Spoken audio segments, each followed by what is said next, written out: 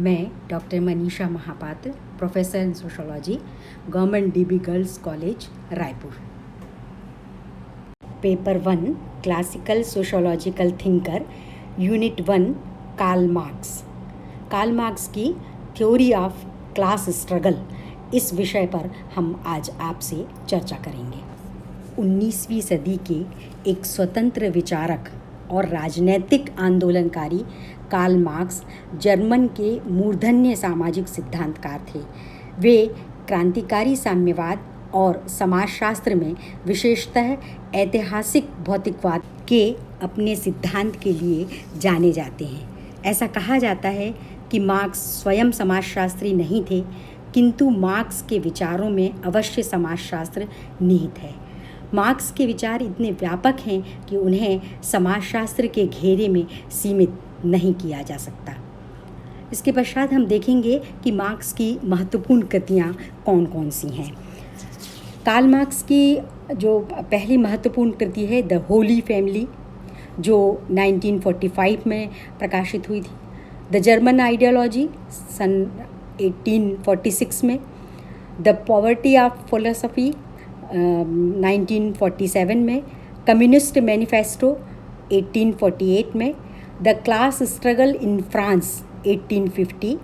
A contribution to the critique of political economy, Das Kapital का प्रथम खंड 1867, 1885 और तीसरा खंड 1894 में प्रकाशित हुआ। अब हम देखेंगे वर्ग संघर्ष का सिद्धांत। इसे समझने के लिए हमें वर्ग की अवधारणा समझना होगा, फिर वर्गों की उत्पत्ति कैसे हुई, आगे फिर वर्ग चेतना कैसे आई और उसके पश्चात वर्ग संघर्ष। इन बिंदुओं के आधार पर वर्ग संघर्ष के सिद्धांत को समझा जा सकता है। पहले हम लेंगे वर्ग की अवधारणा। कार्ल मार्क्स एवं एफ एंगल्स ने लिखा है, विभिन्न व्यक्तियों के एक साथ मिलने से वर्ग तभी बनता है जब वे एक वर्ग के रूप में दूसरे वर्ग के विरुद्ध संघर्ष करते हैं, अन्यथा वे परस्पर प्रतियोगी होने के नाते एक दूसरे के विरोधी या दुश्मन ही रहते हैं। इस रूप में मार्क्स ने वर्ग का आधार संघर्ष माना है। बिना संघर्ष के वर्ग की कल्पना नहीं की जा सकती। यह संघर्ष आर्थिक हितों पर आधारित है। मार्क्स के अनुसार वर्ग में 3 तत्व पाए जाते हैं। वर्ग एक ऐसा सामाजिक समूह है जिसका सामाजिक उत्पादन की रीति में एक निश्चित स्थान होता है। दूसरा है, वर्ग लोगों का ऐसा समूह है जिसमें एक वर्ग दूसरे के श्रम का शोषण कर सकते हैं। वर्ग आर्थिक दशाओं पर आधारित ऐसा समूह है जिनके हित विपरीत होने से शोषणात्मक संबंधों की उत्पत्ति अवश्यंभावी है। इसके पश्चात हम देखेंगे वर्गों की उत्पत्ति। मार्क्स ने वर्गों की उत्पत्ति की व्याख्या के लिए यूरोप के समाज को आधार मानकर उनके 4 युगों की व्याख्या की है। पहला है आदिम युग। इस युग में मनुष्य प्रकृति पर निर्भर था, जंगल से फल फूल आदि से अपना जीवन निर्वाह कर लेता था। उस समय ना उत्पादन था, ना ही कोई साधन, ना ही अधिकार। वर्ग भेद नहीं था, राज्य नाम की संस्था भी नहीं थी। एक तरह से साम्यवादी युग था। इस युग के अंत में मानव ने पशुपालन व कृषि की खोज की थी। दूसरा युग है दासत्व युग। पशुपालन व कृषि की खोज से मानव ने दासत्व युग में प्रवेश किया। यहाँ 2 वर्ग बने, पहला मालिक, दूसरा दास। कृषि व उत्पादन के साधनों पर मालिक का अधिकार था। मालिक दासों से खेती करवाते, पशुपालन करवाते, पैदावार से थोड़ा बहुत उन्हें दे देते, बाकी मालिक रख लेते। इसी युग में भूमि का महत्व बढ़ा, क्योंकि ये कृषि साधन थे। यहीं से भूमि पर स्वामित्व उत्पन्न हुआ। तीसरा युग आया सामंती युग। अब भूमि का महत्व बढ़ने व भूमि पर स्वामित्व की अवधारणा ने सामंती युग को जन्म दिया। इस युग में राजा सामंतों व जमींदारों का एक वर्ग बना और दूसरा वर्ग अर्धदासों का। भूखंडों पर राजा व सामंतों का राज चलता था। कृषि व युद्ध का काम अर्धदासों से लिया जाता था। इस प्रकार सामंतों और अर्धदासों के दो वर्ग बने। इसी युग में व्यापार, छोटे मोटे उद्योग व मुद्रा का प्रचलन बढ़ा। फिर आया पूंजीवादी युग। व्यापार व उद्योग धंधे के विकास तथा पूंजी का महत्व बढ़ने से पूंजीवादी युग का आगमन हुआ। उत्पादन के साधन, कल कारखाने एवं भूमि आदि पर उत्पादन वितरण पर पूंजीपतियों का अधिकार हुआ। दूसरी ओर श्रमिक अपने श्रम को बेचकर अपना व अपने परिवार का भरण पोषण करता है। मार्क्स का कहना है कि आज का पूंजीवादी समाज पूंजीपति व पूंजीहीनों यानी शोषक व शोषित दो वर्गों के रूप में एक दूसरे के सामने खड़े हैं। इसे मार्क्स ने बूर्जुआ व सर्वहारा का नाम दिया। इस प्रकार मार्क्स का कहना था कि दासत्व युग में मालिक और दास दो वर्ग, सामंती युग में सामंत और अर्धदास दो वर्ग बने, पूंजीवादी युग में बूर्जुआ और सर्वहारा दो वर्ग हैं। वर्गों की उत्पत्ति का यही क्रम है। वर्ग की उत्पत्ति के पश्चात हम देखते हैं वर्ग चेतना। वर्ग संघर्ष के लिए वर्ग चेतना होना आवश्यक है। मार्क्स का कहना है कि वर्ग चेतना एक भौतिक दशा है जिसका विकास वर्ग के आधार पर होता है। व्यक्ति का अस्तित्व उसकी चेतना का निर्धारण नहीं करता, बल्कि वर्ग संबंधी उसकी चेतना उसके व्यक्तित्व का निर्धारण करती हैं। मार्क्स का कहना है कि शोषित वर्ग विद्रोह की स्थिति में तभी आ सकता है जब वह संगठित हो। उनमें एकता का होना आवश्यक है। यह तभी हो सकता है जब उसमें वर्ग चेतना जागृत हो। इस चेतना के संदर्भ में मार्क्स ने एक तीसरे वर्ग का उल्लेख किया है। वे कहते हैं शोषक एवं शोषित वर्गों के बीच एक ऐसा अल्पसंख्यक समूह विद्यमान है जिसकी सदस्यता शोषक वर्ग की होती है, लेकिन उसकी सहानुभूति शोषित वर्ग के साथ होती है और यही वर्ग शोषित वर्ग में संघर्ष की चेतना पैदा करता है। मार्क्स का कहना है कि जब शोषित वर्ग भलीभांति समझ लेता है कि संगठित होकर शोषक वर्ग का विनाश किए बिना अपने हितों की रक्षा नहीं की जा सकती, तब वह शोषक वर्ग के विनाश के लिए क्रांतिकारी कदम उठाने के लिए विवश होता है। इस प्रकार शोषित वर्ग की चेतना एक जनवादी क्रांति को जन्म देती है और यहीं से वर्ग संघर्ष शुरू होता है। वर्ग संघर्ष, कार्ल मार्क्स ने इसके वर्ग संघर्ष की व्याख्या इस क्रम में की है। उन्होंने कहा कि वर्ग संघर्ष का एक इतिहास है। कार्ल मार्क्स का कहना है कि मानव इतिहास में जब से आर्थिक आधार पर वर्गों की उत्पत्ति हुई है, तब से समाज में वर्ग संघर्ष शुरू हुआ।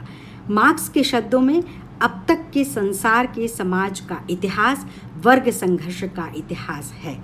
स्वतंत्र मनुष्यों का दास के साथ, अभिजात तथा साधारण व्यक्तियों का, मालिक तथा कृषिदास का, निकाय के मालिक तथा कारीगर अर्थात शोषक तथा शोषित सदा एक दूसरे के विरोध में खड़े होकर कभी प्रत्यक्ष रूप से तो कभी अप्रत्यक्ष रूप से लगातार संघर्ष करते रहे हैं। यहाँ यह बात ध्यान देने योग्य है कि सिर्फ दो वर्गों के होने से वर्ग संघर्ष होता है, ऐसा नहीं है। वर्ग संघर्ष तब होता है जब शोषित वर्ग में वर्ग चेतना पैदा होती है। वर्तमान पूंजीवादी युग में वर्ग चेतना के सभी साधन मौजूद हैं। दूसरा, उन्होंने बताया कि समाज की द्वंद्वात्मक व्याख्या। मार्क्स ने द्वंद्वात्मकता के आधार पर दासत्व युग से पूंजीवादी युग तक के परिवर्तन की व्याख्या दी है। जिस समय दासत्व युग आया वह स्वीकारोक्ति का युग था। धीरे धीरे उसमें अंतर्विरोध आया। इसे खंडन का स्तर कहा गया। स्वीकारोक्ति व खंडन दोनों साथ साथ नहीं रह सकते, इसलिए दोनों में सामंजस्य पैदा हुआ, जिसके फलस्वरूप सामंती युग आया। यही स्थिति हर वर्ग में आई। सामंजस्य, सामंती युग फिर एक स्वीकारोक्ति का रूप धारण कर लिया। वर्ग भेद सामंतों व भूमिहीन किसानों के रूप में बने रहे। सामंती व्यवस्था में अंतर्विरोध शुरू हो गया, जिसे खंडन का स्तर कहा गया। फिर दोनों में सामंजस्य हुआ और पूंजीवाद युग का आगमन हुआ। पूंजीवाद भी स्वीकारोक्ति के स्तर पर है, अंतर्विरोध प्रारंभ हो गया है, इसे खंडन का स्तर कहेंगे। मार्क्स का कहना है कि पूंजीवाद के अंतर्विरोध का मूल कारण है कि श्रमिक के श्रम से पूंजी बनती है, वह पूंजी श्रमिक को न मिलकर पूंजीपति हड़प लेता है। इस प्रकार स्वीकारोक्ति व खंडन साथ साथ नहीं चल सकते हैं।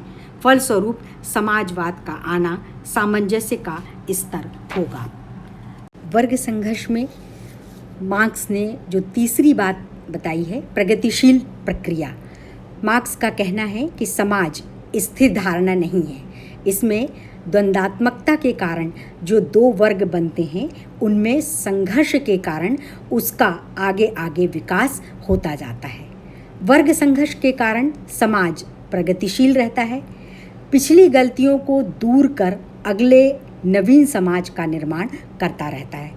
वर्ग संघर्ष के उपर्युक्त उदाहरणों से स्पष्ट है कि समाज की पुरानी मान्यताएं, रीति रिवाज, कायदे कानून बदल जाते हैं और नए प्रगतिशील समाज का निर्माण होता है।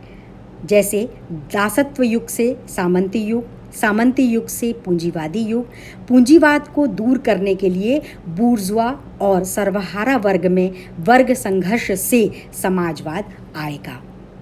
चौथी बात वर्ग संघर्ष में कार्ल मार्क्स ने बताई है वर्ग विहीन समाज का निर्माण।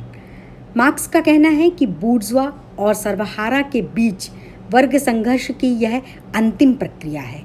इसके बाद सर्वहारा अधिनायकत्व की स्थापना होगी, जिससे समाजवाद समाज बनेगा। इस समाज में दो वर्गों की धारणा नहीं होगी। उत्पादन, साधन व वितरण पर पूरे समाज का समान अधिकार होगा। वर्गों के न होने से राज्यों की आवश्यकता नहीं रह जाएगी, क्योंकि राज्य का काम किसी एक वर्ग के हितों की रक्षा करना होता है। जब वर्ग नहीं तो रक्षा का सवाल ही नहीं उठता। कार्ल मार्क्स ने के वर्ग संघर्ष का जो मुख्य उद्देश्य था वो वर्ग विहीन समाज की स्थापना करना और राज्य विहीन समाज की स्थापना करना। अब हम देखेंगे आधुनिक पूंजीवादी व्यवस्था में आंतरिक विरोध एवं वर्ग संघर्ष। मार्क्स ने यह प्रमाणित करने का प्रयास किया है कि आधुनिक पूंजीवादी व्यवस्था में ऐसे कई आंतरिक विरोध क्रियाशील हैं, जिनके कारण पूंजीपति और श्रमिकों के बीच कठोर संघर्ष तीव्र होना, साथ ही पूंजीवाद का विनाश अवश्यंभावी है। पूंजीवाद स्वयं अपने विनाश का बीज उत्पन्न करता है। पूंजीवादी व्यवस्था के अंतर्गत क्रियाशील आंतरिक विरोधों का निरूपण बहुत विस्तार से किया है। इसे फ्रांसिस डब्ल्यू कोकर ने इसे प्रस्तुत करने का प्रयास किया है। पहला उन्होंने बताया कि बड़े पैमाने पर उत्पादन तथा एकाधिकार को बढ़ावा। इसके कारण जो भागीदारी संयुक्त पूंजी कंपनी तथा कारपोरेशन के रूप में हमें देखने मिलती है, संपत्ति कम से कम व्यक्तियों पूंजीवादी के हाथों में इकट्ठी होती जाती है। इस प्रकार छोटे पूंजीपति अधिकाधिक पूंजीवादी वर्ग से बाहर निकाल दिए जाते हैं और वे सर्वहारा वर्ग में मिलते जाते हैं। इससे पूंजीवाद का विकास होने का परिणाम यह होता है कि इनकी संख्या कम होती है, मजदूरों की संख्या में वृद्धि होती है। दूसरा इन्होंने बताया स्थानीय एकत्रीकरण। बड़े पैमाने पर उत्पादन करने, एक छोटे से स्थान पर लाखों मजदूरों को एकत्र करना आवश्यक हो जाता है। इस प्रकार परस्पर संपर्क से मजदूरों को अपनी सामान्य कठिनाइयों एवं आवश्यकताओं का अधिक ज्ञान होता है। यहीं उनमें वर्ग चेतना शक्तिशाली हो जाती है। तीसरा है आर्थिक संकट पैदा करना। श्रमिक ही एक बड़ी संख्या में उपभोक्ता होते हैं और उन्हें केवल उतना ही वेतन मिलता है जितने में वे अपने उत्पादन का एक अत्यंत सीमित भाग ही खरीद सकते हैं। उत्पादित वस्तुएं एकत्रित हो जाती हैं और अत्यधिक उत्पादन के कारण आर्थिक संकट पैदा हो जाता है। ज्यों-ज्यों पूंजीवाद का विकास होता जाता है, त्यों-त्यों समय पर उत्पन्न होने वाले संकट तीव्रतर होते जाते हैं। उनके कारण पूंजीपतियों का आधिपत्य अधिकाधिक असुरक्षित होता जाता है और पूंजीपति इसका निराकरण करने के लिए, जैसे नए बाजारों की प्राप्ति, इन उपायों को अपनाने से संकट और गंभीर हो जाता है। नेक्स्ट पॉइंट है कि श्रमिकों की अज्ञानता और पराधीनता में वृद्धि। पूंजीवादी जहां एक ओर सदैव संपत्तिहीन व्यक्तियों की संख्या बढ़ाता है, वहीं परिश्रम बचाने वाली मशीनों के विकास के द्वारा आवश्यक मजदूरों की संख्या कम करता जाता है। अर्थात पूंजीवाद निरंतर ऐसे व्यक्तियों की संख्या कम करता रहता है जो बढ़ते हुए उत्पादन को खरीदने की क्षमता रखते हैं। नेक्स्ट पॉइंट है सुसंगठित समूह। पूंजीवादी प्रणाली मजदूरों की संख्या बढ़ाती है और सुसंगठित समूहों में एकत्र करती है। उनमें वर्ग चेतना का प्रादुर्भाव, विश्वव्यापी पैमाने पर यातायात तथा संचार के साधन प्रदान करती है, उनकी क्रय शक्ति कम करती है, उनका अधिकाधिक शोषण करके उन्हें संगठित प्रतिरोध करने या बदला लेने के लिए प्रोत्साहित करती है। पूंजीवाद में तीव्रतम वर्ग संघर्ष और पूंजीवाद के विनाश के बीज छिपे हुए होते हैं। नेक्स्ट पॉइंट है श्रमिक वर्ग में निर्धनता और बेरोजगारी। पूंजीवादी व्यवस्था में दिन प्रतिदिन श्रमिक वर्ग में निर्धनता, भुखमरी और बेरोजगारी बढ़ती जाएगी और उनकी दशा उत्तरोत्तर दयनीय होती जाएगी। मगर सहन करने की एक सीमा होती है। उस सीमा के बाद श्रमिक वर्ग या सर्वहारा वर्ग अपनी समस्त जंजीरों को तोड़कर पूंजीपतियों के विरुद्ध विद्रोह की भावना लेकर उठ खड़ा होगा। यही क्रांति का युग होगा। कम्युनिस्ट घोषणा पत्र सर्वहारा क्रांति के लिए इसी बुलंद और विजयपूर्ण आह्वान के साथ समाप्त होता है। कम्युनिस्ट क्रांति के भय से शासक वर्गों को कांपने दो।